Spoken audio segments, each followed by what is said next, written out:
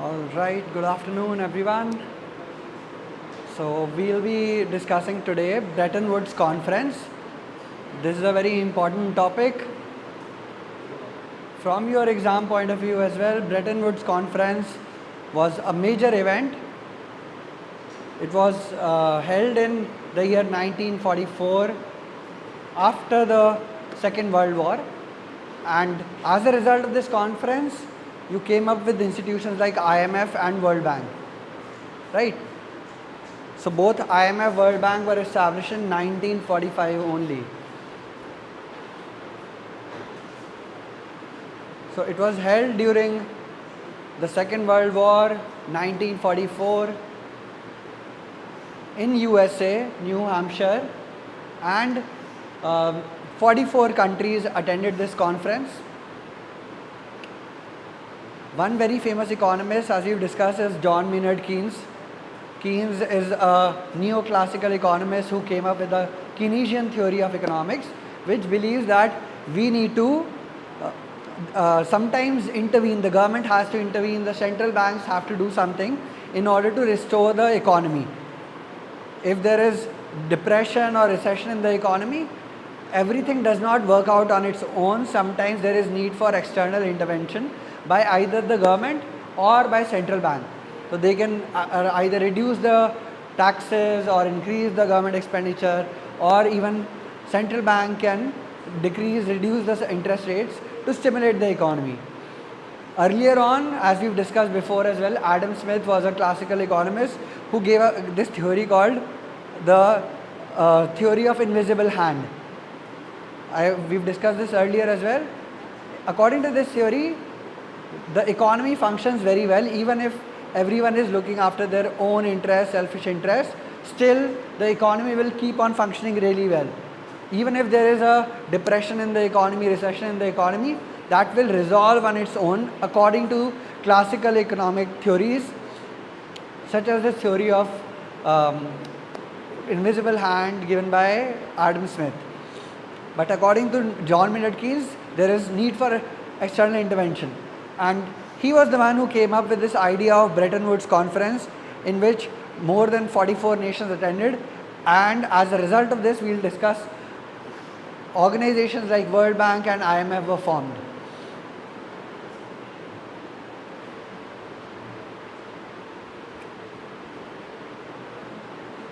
Aim of this conference was to have international cooperation to build such an economic system that is stable and functions really well, because during the Second World War all the countries were suffering and there was need for some external intervention, there was need for having a proper system.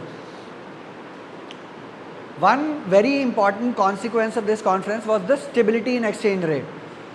It was felt that during the Second World War, a lot of countries were affected because of their volatile currencies. Their currencies were depreciating, and to stabilize the system, a new system of exchange rate was introduced. Fixed exchange rate system was introduced, which was later on in the 1970s, it was changed to a floating exchange rate system. Like in India also right now, USD INR and other exchange rates are affected by the market forces of demand and supply. Earlier on, this was not the case. Before the 1970s, from 1944 to 1970s, we had a system of fixed exchange rates where all the currencies were pegged with respect to the dollar. They had a fixed price.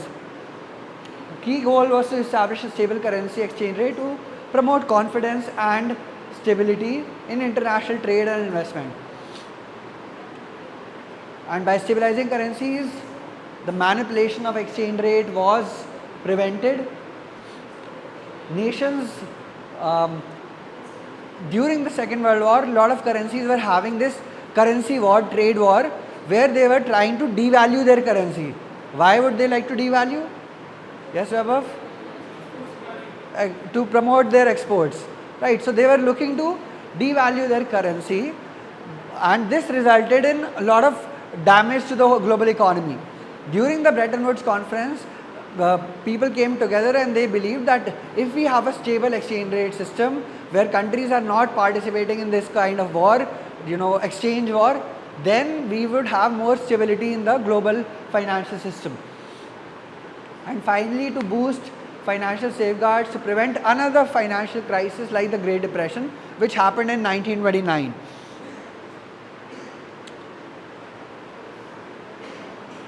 So a fixed exchange rate system, or the Bretton Woods exchange rate system, was formed as a result of this conference, Bretton Woods conference, and that time the price of gold used to be $35 an ounce, and that was the rate at which dollar could be converted into gold.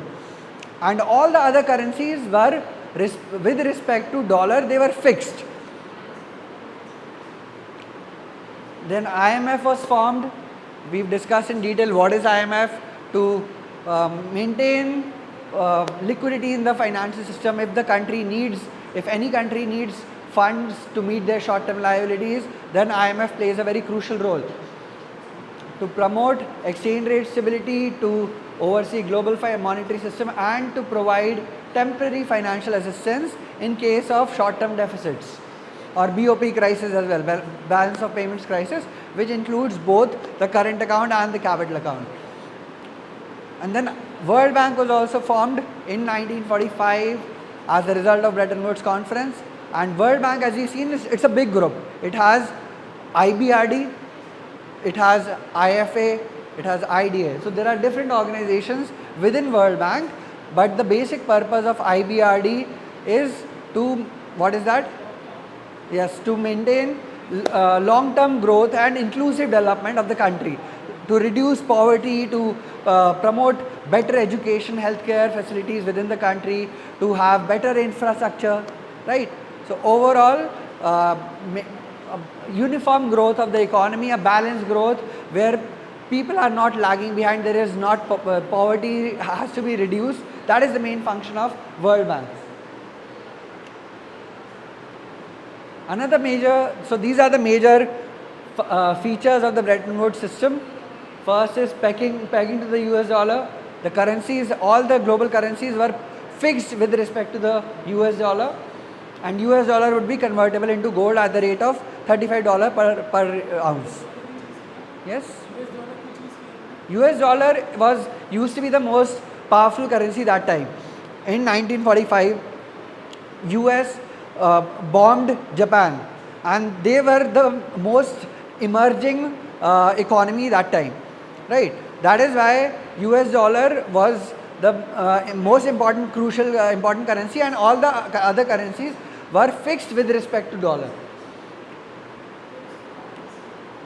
And ऐसा नहीं है कि all the other currencies were completely fixed. They were allowed to fluctuate little bit, but within a fixed range only. Maximum up to 10%. That was fixed. And this was to reduce the exchange war which was happening between countries. They were all trying to devalue their currencies to promote exports, and this should not happen. To prevent this kind of situation, they were not allowed to change it enough. Otherwise, if devaluation, any country wanted to do devaluation more than 10%, they would need to take permission from IMF. And even the market value of the currency was fixed within a range of 1%. They could not fluctuate more than 1%. Otherwise, it would lead to a lot of instability in the system. Even nowadays, if you look at USD INR, when rupee is depreciating very fast, RBI intervenes. They buy and sell dollars to stabilize the currency. This is again, the similar kind of system was there, but instead of central banks intervening, it was fixed in a way.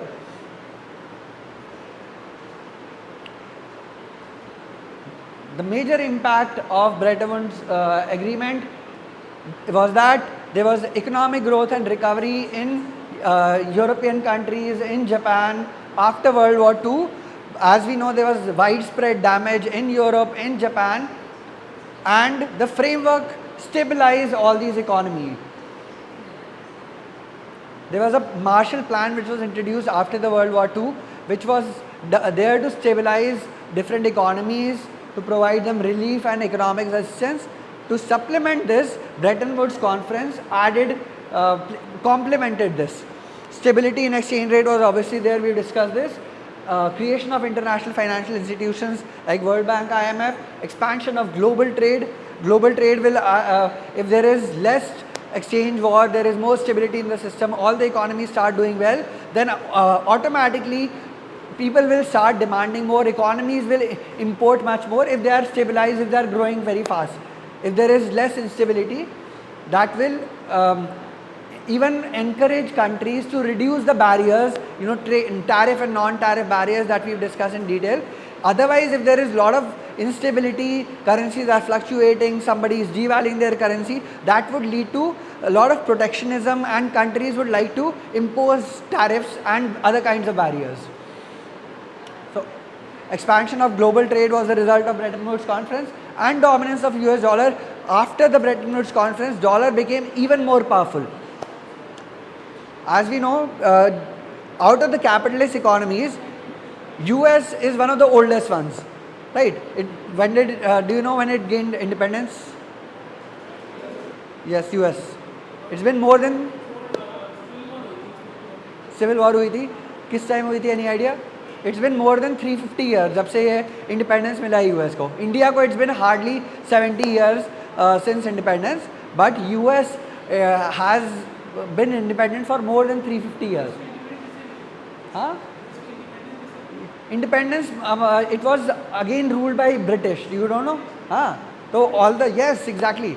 So they were controlling globally all the powers, and out of all the capitalist economies, US was the oldest, biggest capitalist economy. So it gained independence around the 1700s, and it's been more than 300 years, 350 years since US has gained independence. And after the Second World War, US was one of the most powerful economies even that time, right? So that is why dollar, because all the currencies were pegged against dollar, it became much more important. Even now, which are the 4 most important currencies I've told you? Yes, pound, euro and yen. These are the 4 most important currencies globally. और जो भी forex trading होती है, even if you want to do trading in forex markets, these 4 currencies, even INR के against you will see, if you trade on multi-commodity exchange in India, you can trade in these 4 currency pairs. USD INR, Euro INR, you can trade in Japanese Yen INR and GBP INR, right?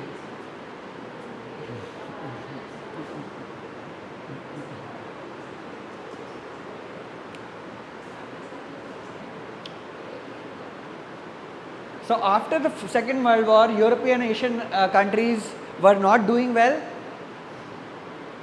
but even the US was having trade deficit. As a result of this, there was a need felt that there has to be some initiative taken to stabilize currencies, to introduce new institutions in order to help out different countries. And that is when, especially after the Vietnam War, especially after this crisis in European countries and countries like UK and France lagging behind, that is the time when this new Bretton Woods conference was introduced. After the Vietnam War, this even the speculative attacks were there.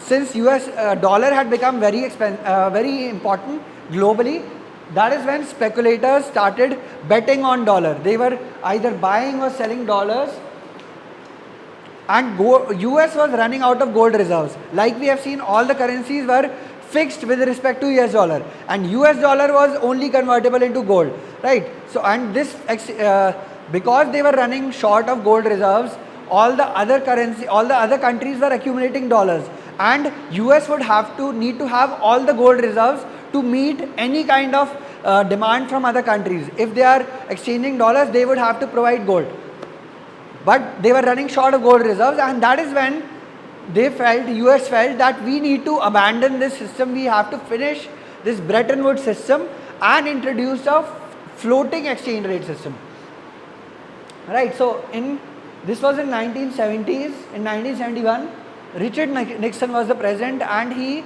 ended this Bretton Woods system, and they came up with a new system of floating exchange rates.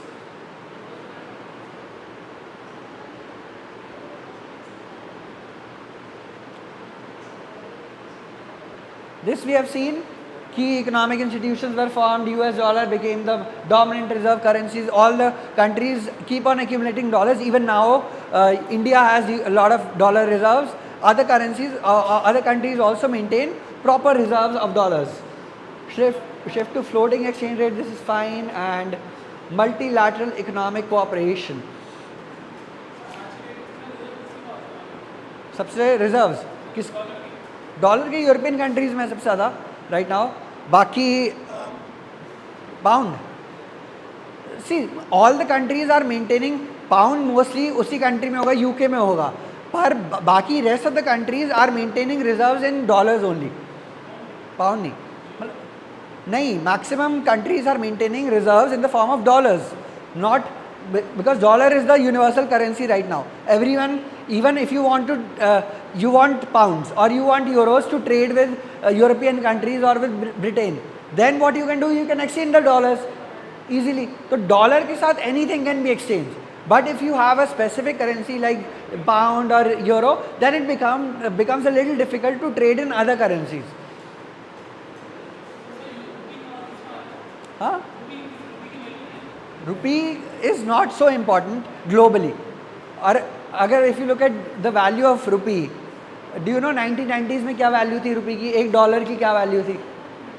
20 rupees. Now it is 84 rupees. तो we have globally become poorer by 75%. अगर हमारे पास 100 रुपये थे उस time पे, अब उसकी value globally सिर्फ 25 रुपये से भी कम है, 1/4 रह गई है. हाँ एक्सपोर्ट बढ़ गए हैं, दैट इज़ फाइन, तभी तो बढ़ रहे हैं. That is one of the reason because currency is depreciating. That is benefiting export sector, specially sectors like IT, like pharmaceuticals, gems and jewelry, handicrafts, they are being benefited as a result of this. But on the other hand, if you look at oil, if you look at price of petrol and diesel, we are importing oil from other countries, and because we are paying in dollars, our value of rupee has gone down and we end up paying much higher price. तो हमारे लिए भी petrol has become very expensive. It's around 94-95 rupees right now, है ना. तो out of this actually taxes account for more than half of this. Around half of this actual value of petrol is only 50 rupees approximately, but rest we are paying GST, we are paying other kinds of taxes, and overall we end up paying 94 rupees.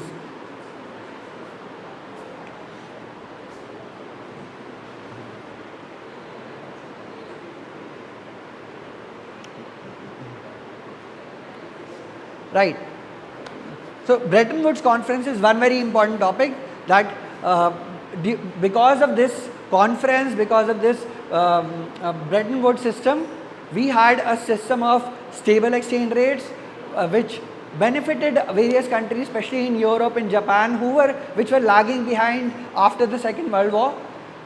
It also helped introduce institutions like World Bank and IMF, which we have studied in detail in Unit 4. Right. This is again an important question from your exam perspective. You may be asked to write about Bretton Woods conference, or even if you are asked about World Bank or IMF, you can start by mentioning about this Bretton Woods conference, how this benefited globally and new organizations like IMF and World Bank were formed. Fine. One more important topic that we'll discuss today is related to sustainable finance. Exactly. This is green finance. Sustainable finance is a new emerging theme, a very new emerging concept that has become really prominent over the past few years. Why is it becoming important?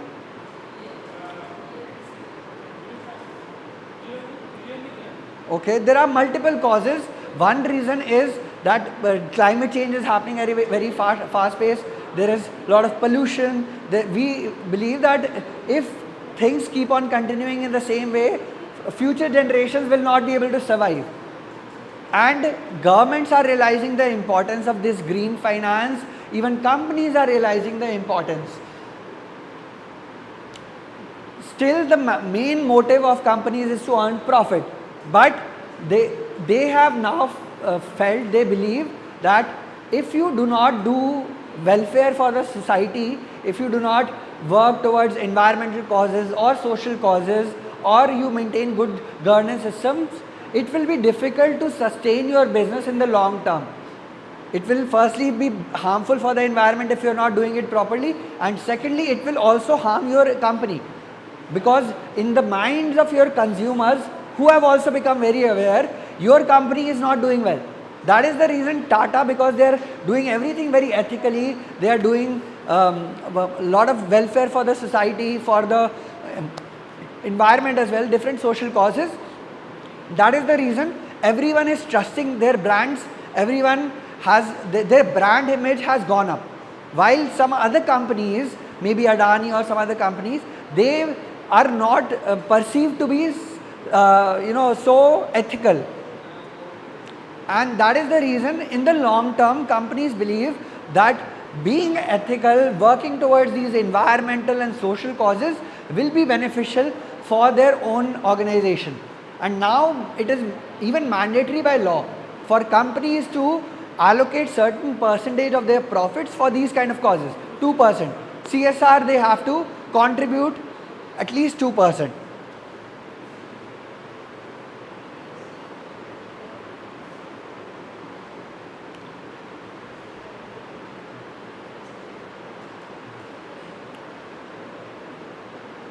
Now, which countries are leading this sustainable finance? Which are the countries that are leading this? Is it are these countries like India, developing countries, or developed countries? Exactly. There are countries in Europe, there are countries like France, which are leading this sustainable finance. Similarly, there are countries like Japan, like US, which are taking a lot of initiatives to promote this culture of green finance. And what is meant by green finance? Yes, Vaibhav? No, not paperless. What is meant by green finance? Sustainable development goals. Okay. Green finance is providing finance to companies that are working towards social causes, towards environmental causes. And how can you provide capital? In various forms. Either in the form of green loans, in green bonds, there is also a concept of green insurance. There are various concepts related to environment. Green bonds are there, green loans, investment funds, impact investing, green venture capital, green insurance, green taxonomy, green banking. These are important terms. Everything when you are trying to provide funds to companies that are working towards social environmental causes, that is called green finance. Things like green bonds, green loans, even impact investing. Do you know what is impact investing? When as an investor, you are looking to maximize your returns. So for that, how do you select companies? You use either fundamental analysis, technical analysis, these kind of things. But one more way that some investors invest is that they look at companies that are doing social welfare. Exactly. They believe that we should not be only driven, as investors, we should not be driven only by the profit motive. Returns is one aspect, but you should also try to support companies which are doing something for the welfare of the economy and the society and the environment. If you have some surplus funds, you should not only look at maximizing your own return, you should look at social welfare as well. This concept is called impact investing.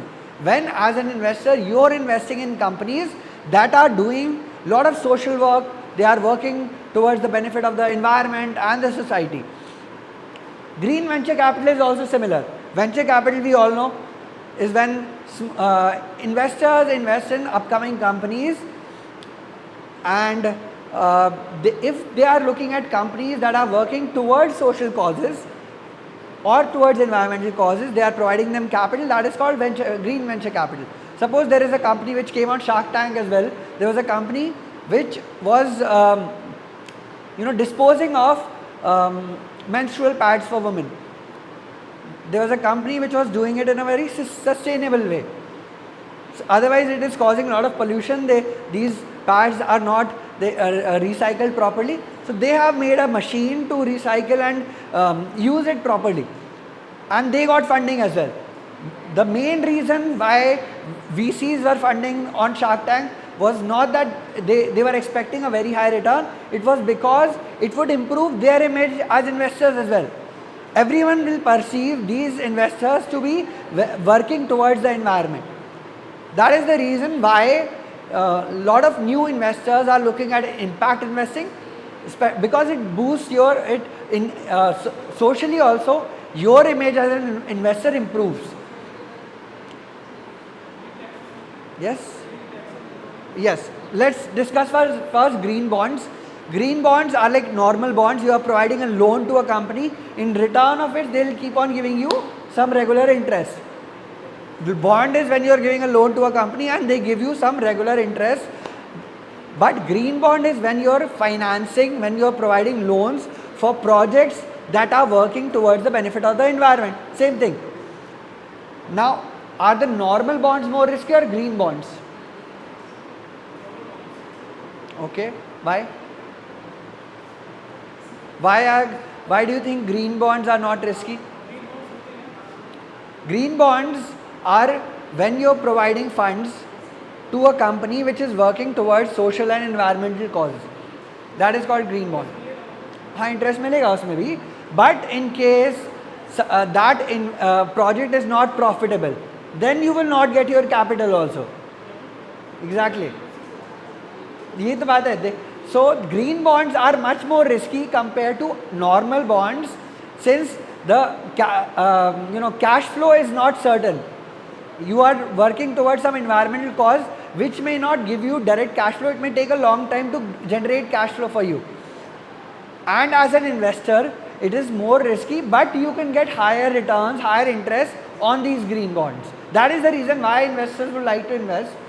If they want higher interest, higher returns, then they can go for green bonds. Plus, as an investor, if you are investing in social cause, in environmental cause, it improves your image as an investor. Green loans are again similar to bonds, but these are being provided by financial institutions like banks and NBFCs. If they are trying to support any environmental cause by providing loans to the company for any project which is working towards the welfare of the environment, that will be called a green loan. Interest is nominal in this case, exactly. Interest in this case would be nominal because this is part of this CSR and ESG, environmental, social and governance cause.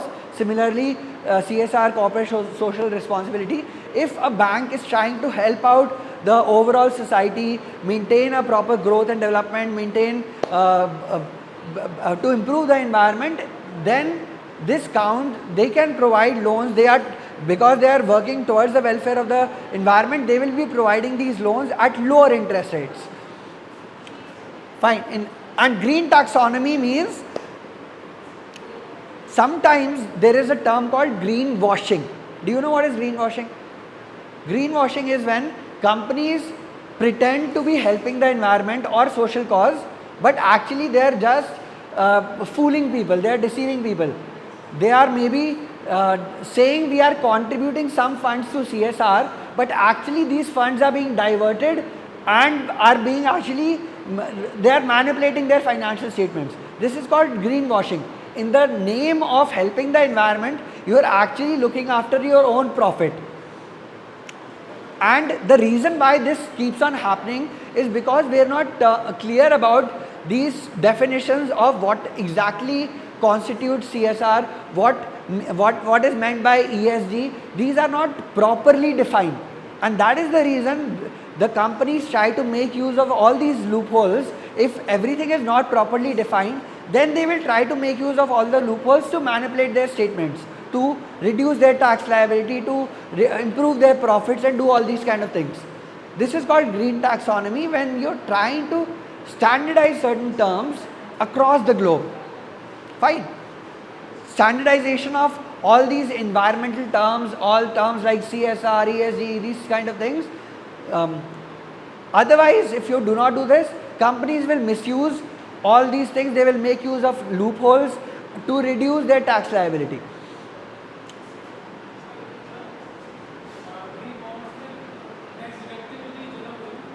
Tax, nahi, they उसमें tax from the point of view of the investor you will get tax relief.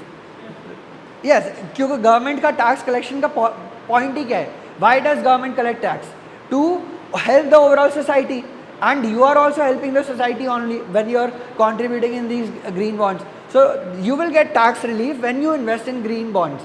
But the problem is, in countries like India, you don't have options of investing in green bonds. This is only possible in countries like France, in developed countries like US and Japan, where, and there also it's a very new, relatively new concept.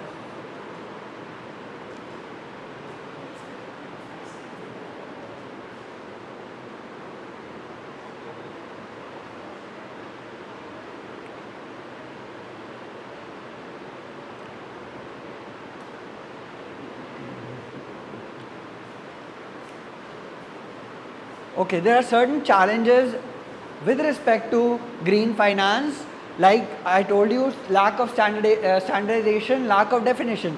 अगर properly defined ही नहीं है terms, companies will try to make use of these kind of loopholes and opportunities. Second is high transaction costs and lack of scale. Especially SMEs may struggle in developing countries if they are looking to help the environment, because they do not have enough scale in order to work towards the welfare of the environment. Regulatory and policy barriers are also present. I will be uploading all the slides on the group.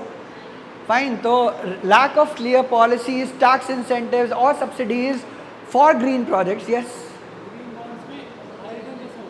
हाँ हाँ, loss हो सकता है, exactly. हाँ, higher risk है, exactly. Higher return भी होगा, exactly. You will get higher interest as an investor. वो कैसे कमाएंगे? Companies will provide you interest, they are investing in a project which is helping the environment. उससे जो cash flow आ रहा है, they will give you interest from that. पर problem ये है कि वो cash flow is not very certain, specially in environmental. If you are working towards an environmental cause, then the cash flow is not certain. That is why there is higher risk, but you can get higher interest as well. Fine, then there are sometimes even governments, especially in India, are not offering proper tax incentives. जैसे Tesla है, Tesla को incentive मिलता है कि वो electric vehicles बना रही हैं, तो उनको गवर्नमेंट की तरफ से सब्सिडीज़ मिल रही हैं, उनको गवर्नमेंट की तरफ से टैक्स रिलीफ मिल रहा है. पर इंडिया में इतना कॉन्सेप्ट अभी इमर्जिंग नहीं है. ऑल्दो जैसे right now there are hybrid cars in India. So, there's a car called Toyota Hyryder. There is one or two more cars are there which are hybrid cars. उस पे government has reduced the taxes. So the cost of these cars has become cheaper by almost 1 or 2 lakh rupees. The reason is again the same. They are looking to help the environment so that there is more sustainable growth and development. Limited data transparency, so investors are unable to find out what is the impact of their investment. If you suppose you are providing loan, you are buying a green bond, or you are doing some impact investing, you are investing in stocks of a company which is working towards environmental and social causes, you will not exactly get to know what is happening with your funds. You will not they will not properly even disclose how are they using your funds. That is the reason why investors are not they are hesitant of investing in such kind of things, in green bonds. They are not doing green VCs are also not there. You're not impact investing is not happening very frequently. The reason is because investors are, firstly, they are not guaranteed of any returns, and secondly, even if they are getting good returns, they don't get to know what is happening with their money. How are these funds being used for the welfare of the environment?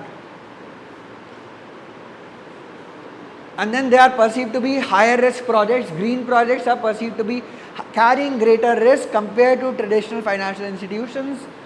And banks, other financial institutions will not give out loans. We have discussed about green loans. They will not give out loans unless they are getting guarantees from the company that we will be providing you everything. We are giving you collateral as well. We are giving you everything. If the banks do not get the guarantee, they will not be providing these green loans and funds to the companies.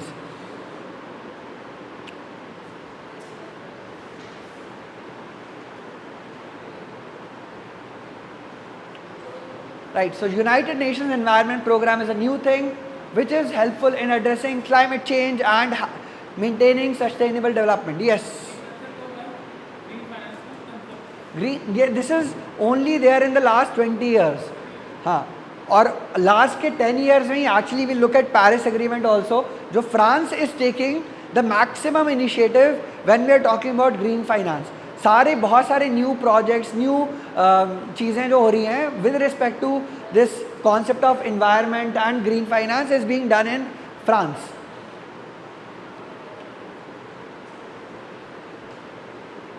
So a lot of new things have come up, like UNEP, United Nations Environment Program. इसमें they have given different, they are working towards climate change, they are working towards other social causes, other environmental causes as well.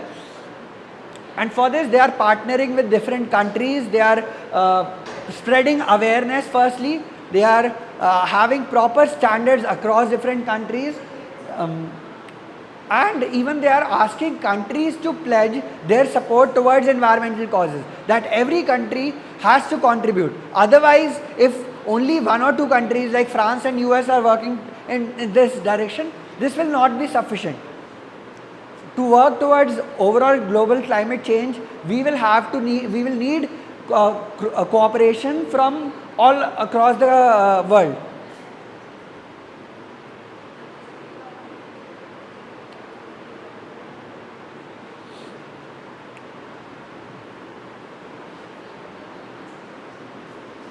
Right, so sustainability linked loans are when companies are working towards ESG, environmental, social and government causes, they will get favorable terms while taking funds from other banks and institutions. They will get loans at lower interest rates. So lower financing costs and reputation is obviously boosted. Carbon trading is one more emerging concept. Carbon trading का मतलब क्या है? Do you know? नहीं, all the companies are required to disclose कि वो कितना how are they harming the environment, how much carbon emissions are they making. जितना every company has a limit कि इससे ज़्यादा there is a cap or a limit on the total emissions allowed for certain industries or sectors. Like in India, suppose automobile sector is having too much carbon emission, then they will need to buy carbon credits. Yes, they will have to, there is a trading system in which carbon can be traded.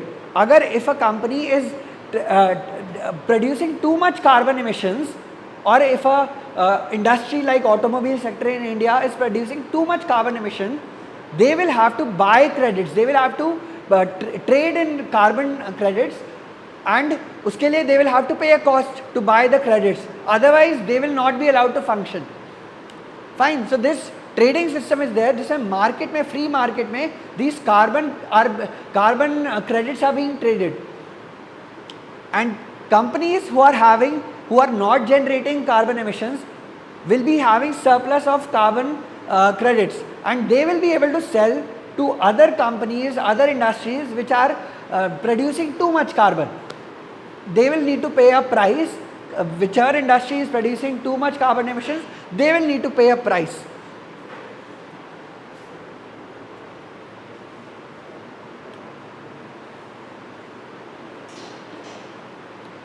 Even Apple and Tesla have issued green bonds to reduce their borrowing cost. They will be able to raise funds at cheap prices. जैसे Tesla is producing electric vehicles which is benefiting the environment, and they have issued these green bonds to raise funds from investors. Similarly, Apple is also doing the same thing. They are working towards renewable energy as well, and that is the reason, for that cause they are raising green bonds, they are raising funds through green bonds. So companies can work towards all these different causes. They can work towards solar power or renewable energy. They can work towards water, sustainable, even pollution prevention or sustainable waste management, right? So different causes are part of green bonds.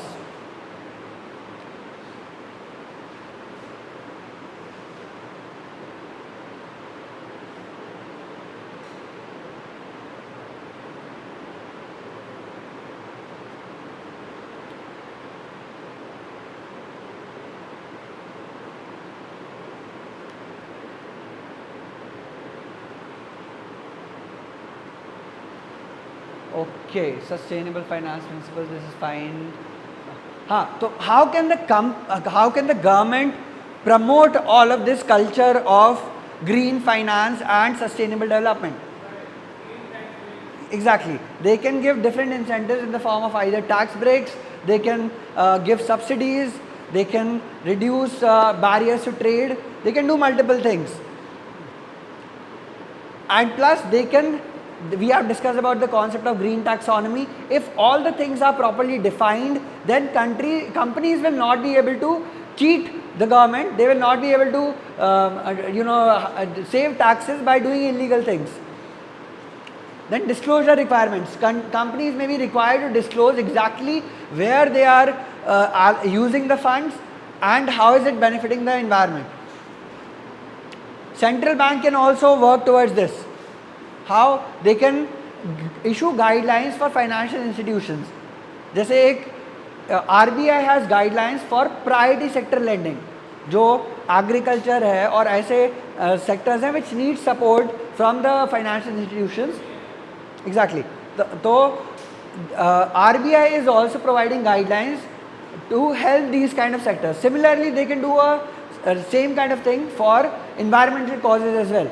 They can direct their institutions, different banks and NBFCs to give out certain proportion of their funds for these social environmental causes. And even central banks can purchase and invest in these green bonds.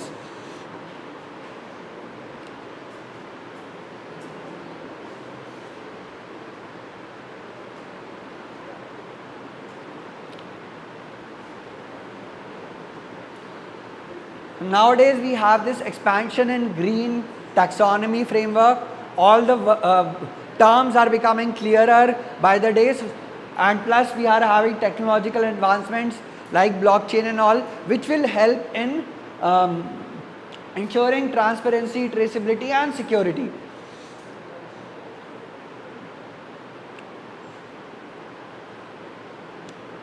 Sustainable investing and impact investing we have discussed in detail. Even big institutions like mutual funds, hedge funds, even insurance companies, pension funds like to invest in these kind of projects which are helping the environment.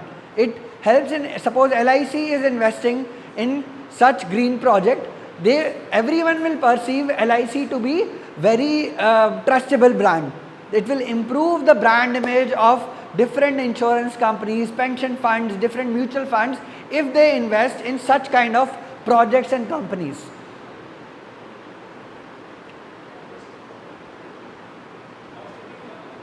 Yes.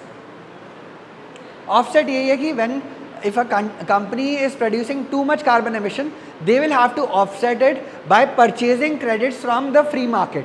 That is what. Okay. Offsetting emissions by investing in carbon reduction projects such as reforestation or renewable energy initiatives is gaining traction. So suppose a company or an industry is producing too much pollution. They will need to offset this by doing some kind of other activity. They can plant more trees, they can work towards other environmental causes. This is called reducing or offsetting. They can do one more thing, they can purchase carbon credits from the free market. Like I told you, Jin companies, जो company pollution नहीं कर रही हैं, they will have surplus of carbon credits. They can sell these credits to the companies that are producing too much pollution. The companies that are producing too much pollution will have to purchase these carbon credits from the free market, and for that they will need to pay a price. This will act as a deterrent. This will prohibit, the companies will like to restrict their pollution levels, their emission levels, otherwise they will have to keep on paying a huge price for these carbon credits. And plus they will have to engage in these kind of activities to offset, to reduce their carbon emission.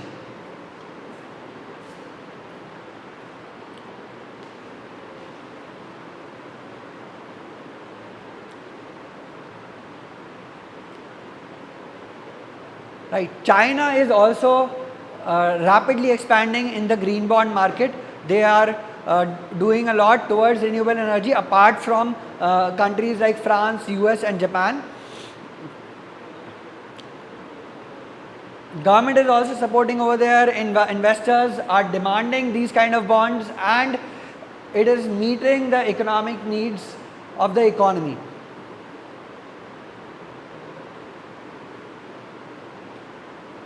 And we have discussed about BRICS. BRICS is an organization of 5 leading developing economies: Brazil, Russia, India, China and South Africa.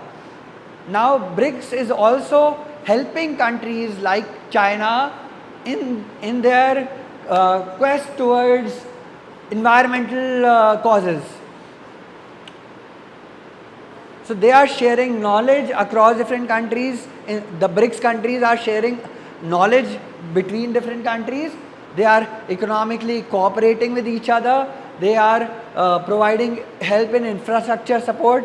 They are providing joint investment to promote this culture of green finance in countries like China. Next, we look at France. France is the country that is leading green finance, and in finance alone, there are more than $40,000 million worth of green bonds right now. They are planning to achieve a carbon neutral economy by 2050.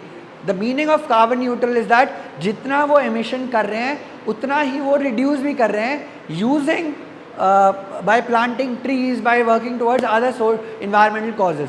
Overall, net they are planning to become a carbon neutral economy.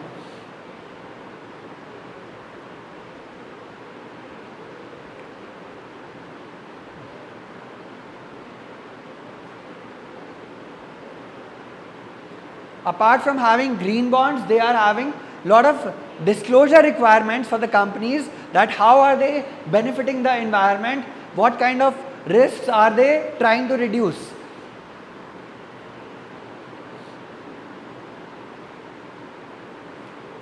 And European Union is again helping in green finance. In France,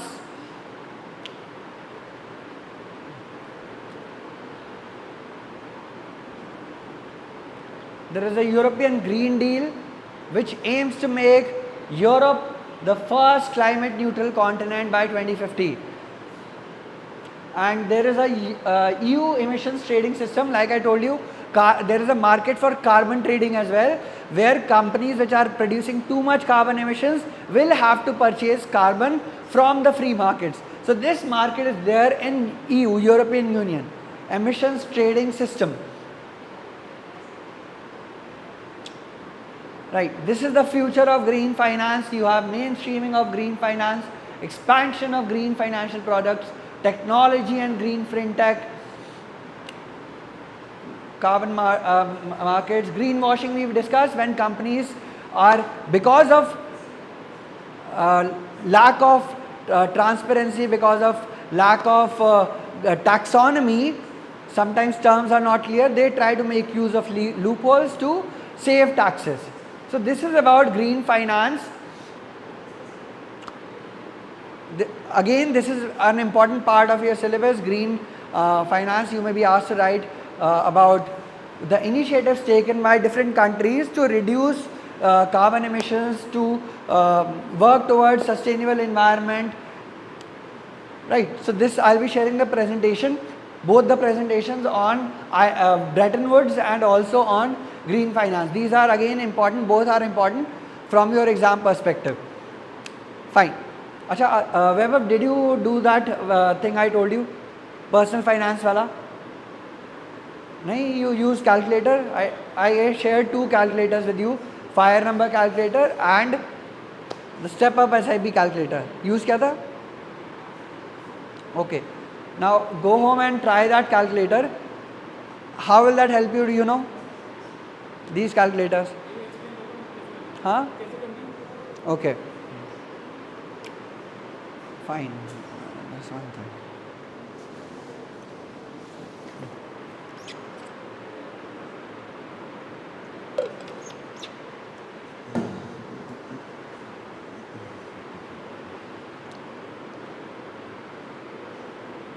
Okay. So this is something really practical that you have to try. How to do your financial planning. I told you, if you want to achieve financial freedom, you need to calculate how you will reach, what kind of figure you need and how do you reach to that figure. For that you will use these two calculators, fire number calculator and step up SIP calculator. करना क्या है कि you need to know, you firstly need to estimate कि मेरा monthly budget कितना होता है, how much am I spending every single month. If it's 50,000, let's take 50,000 right now. Yearly you are spending how much? 6 lakh rupees. 6 lakh रुपए का खर्चा हमारा हर साल हो रहा है to cover our basic expenses. That you will enter in the calculator your monthly expense 50,000. Fine. तो 6 लाख रुपए अभी हमें चाहिए, but suppose you plan to retire at 50 years of age. 30 years you are having. 30 years में, after 30 years, will 6 lakh be enough to cover your expenses? You will be needing much more. How much more will you need? You don't know? Okay. उसके लिए there is a formula of future value ना, future value is equal to present value into 1 plus r raised to power n. So if let's assume rate of inflation to be 6%. According to government figures, rate of inflation is 6%. तो हम 6% का rate लेकर के for the next 30 years we will calculate कि ये 6 लाख रुपए की future value कितनी है. तो उस टाइम पे कितनी होगी? It will come out to be around से 30 लाख और समथिंग, 20-30 लाख उसके आसपास आएगा. Let's say it is around 30 lakh rupees. अभी you can calculate that, the calculator will do, you don't have to calculate on your own. You will just feed ki I want to retire by 50 years of age, my age is 20 and my monthly expenses are 50,000 rupees. The rate of inflation is 6%. This will give you a figure कि कितना amount of funds चाहिए retire होने के लिए. तो अब हमारे पास उस टाइम पे हमें 30 लाख चाहिए हर साल के लिए. तो अगर हमारे पास 30 लाख होंगे, will that give us financial freedom? हाँ? If you, when you turn 50 years of age, you have 30 lakh rupees. Will you have financial freedom? नहीं ना, वो तो एक साल में खत्म हो जाएगा. But you want to cover the next 30 years also. So you should have 30 times of this. Of 30 lakh, 30 times the 30 lakh is almost 9 crore rupees. You should be having approximately 9 crore rupees to achieve financial freedom. Because if you have 9 crores, you can keep on investing it further and from 50 to 80 तो हमारा covered था ही. But if you grow it faster than inflation, it can even cover up to 100-120 years easily. If you suppose inflation is 6% and you are getting a return of 10%, instead of lasting for the next 30 years, it can last next 50 years as well. Fine. So let's say you are spending 50,000 right now, 6 lakh per annum is your expense annually, but at the time of 50 years of age, you will need 30 lakh rupees every single year.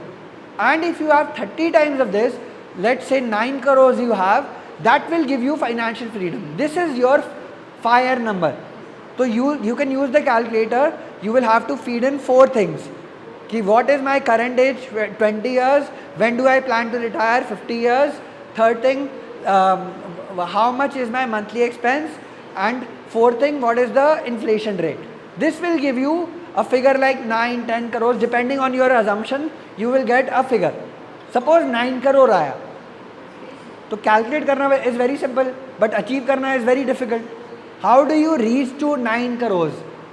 तो पहली बार 9 करोड़ इतना बड़ा, बहुत बड़ा figure लग रहा है, पर एक्चुअली है नहीं. Right now, a 2 BHK which is costing you 1 crore will cost you around 4-5 crore that time easily. So 9 crore is not such a big figure. And secondly, how do you reach to that objective? That is the question. So tell me, how much will you need to invest right now? Abhi you are investing everything. How much will you need to invest, assuming you are getting a return of 15% every year? How much do you need to invest right now to reach 9 crores? You will calculate present value using the future value, taking a rate of return of 15%, and you will get a figure of around 5-6 lakh rupees. 5 lakh rupees if you invest right now and you are getting a return of 15%, you will be able to reach your figure. But there are 2 problems in this calculation. First problem is that maybe I don't have 5 lakh rupees right now. Then what do? And second problem, suppose even if I have 5 lakh rupees and I put everything in the market, तो कल को market crash हो गई तो I will lose straight away half my capital. अभी market is at 25,000, highest point, almost highest point, और war तो हो ही रहा है, चल रहा है. वर्ल्ड वॉर 3 हो गया तो all the market will totally collapse, या कुछ भी हो सकता है, anything else can happen, COVID 4th wave और anything else can happen. And if the market crashes you will lose half your capital straight away. तो अब बेटर तरीका क्या है? Instead of investing 5 lakh rupees you can invest every month certain amount. उसमें 2 advantage है. पहली बात, हमको 5 लाख रुपए स्ट्रेट अवे नहीं डालना, हमारे पास नहीं भी है तो भी हमारा काम हो जाएगा. एंड सेकेंडली, कल को क्रैश आता भी है तो because you are investing systematically you will get the benefit of averaging. I told you averaging, right? What is averaging? Can you tell मी?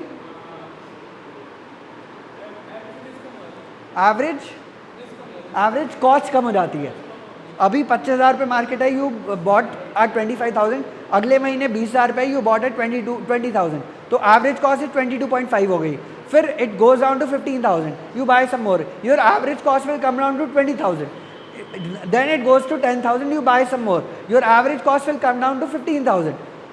तो उसका फ़ायदा क्या है कि 25,000 एवरेज कॉस्ट नहीं रही, 15,000 रही, और अगले 2-4 साल में जब भी ये मार्केट बाउंस बैक करेगी you will start getting a positive return. Otherwise, if you are stuck at 25,000, it will take a long time, maybe 10 years, 5-10 years for you to even break even your investment, right? So better way is to invest systematically over a period of time, and that is what the second calculator will tell you. Step up SIP calculator. SIP, you know? Yes, systematic investment plan. Mutual fund में suppose your every month you are investing certain amount, that is called SIP, systematic investment plan. उसमें benefit क्या मिल रहा है? Averaging मिल रही है, और उसको हम स्टेप अप कर रहे हैं. Every year we are increasing the amount by a certain percentage. Fine. तो second calculator which is the step up SIP calculator will tell you monthly कितना इन्वेस्ट कर रहे हैं. 5 लाख एक साथ इन्वेस्ट कर दिया, that is one way. Other way is कि हर महीने थोड़ा थोड़ा अमाउंट किया जाए. अब वो कितना अमाउंट है, that the second calculator will tell you. In this you will have to feed 2-3 things कि I am right now 20 years of age, I plan to retire at 50, my fire number is 10 crores or 9 crores, and I am expecting to get a return of 15% per annum. Plus, I will keep on increasing my SIP by 5% every year. I will get an increment in my salary, I will get certain bonus, and I will get some promotion, and every year I can keep on increasing my SIP amount by 5%. So that calculator using this similar kind of formula, present value, future value, will tell you अभी कितना invest करना start करना चाहिए. So you will get a figure somewhere like 2,000 or 3,000 or 5,000 rupees. So even if you start by investing 5,000 every month, instead of investing 5 lakh straight away, you will be able to reach your figure and objective of 9 crore by the time you turn 50 years of age. Fine. So use this calculator when you go home, both the calculators, fire number and step up SIP. तो this will help you understand कि हर महीने हमको कितना invest करना है. And tell me which is the most, इसमें हमने बहुत सारे assumption लिए, which is the most important assumption? Market stable है. Okay, good. Most important assumption is कि हमें 15% का रिटर्न मिल पा रहा है ना, 15% मिल पा रहा है, वो बड़ा assumption है. अब हो सकता है हमें 5% ही मिले. अगर हम सिर्फ FD में कर रहे हैं हमें सिर्फ 5% मिलेगा, तो हमें 5 लाख इन्वेस्ट ना करके हमको अभी 2 करोड़ इन्वेस्ट करने पड़ेंगे. If you calculate, instead of taking 15%, if you take 5% only, you will need to invest 2 crores right now to achieve 9 crores. तो ये 15% का जो assumption है ना, that is the biggest assumption, कि अभी हमें जो SIP में भी अमाउंट आएगा that will come out to be around 2,000 to 5,000 rupees आएगा. You can start by investing 2,000-5,000 rupees and you will be able to reach your objective. पर अगर that is assuming we are getting a return of 15%. If we are only investing in fix deposit and getting a return of 5%, then we will need to invest instead of 5,000, 50,000 per month. तो the biggest assumption in this entire calculation is 15% return. ठीक है, तो you will firstly use the calculator, you will get to know कि मेरे को अभी कितना कितना इन्वेस्ट करना चाहिए और कितना return 15%, 10%. You can experiment with the figures. थोड़ा थोड़ा you will change the figure 10%, 15%, 20%. You will get different figures. तो then you will understand कि कितना परसेंट रिटर्न मेरे को चाहिए है, कितना अमाउंट मेरे को इन्वेस्ट करना है, and then you can plan कि how do I get this 15% return, how do I get this 10% return, how do I get this 20% return, whatever is your assumption, कैसे लेना है, that will be the next step. Fine. तो calculator will tell you this much कि कितना funds चाहिए और कितना invest करना है, कितना रिटर्न चाहिए. तो अब कितना रिटर्न चाहिए, that you will have to see somehow, how do I get this 15% return. Okay, ठीक है, चलो लेट्स स्टॉप नाउ.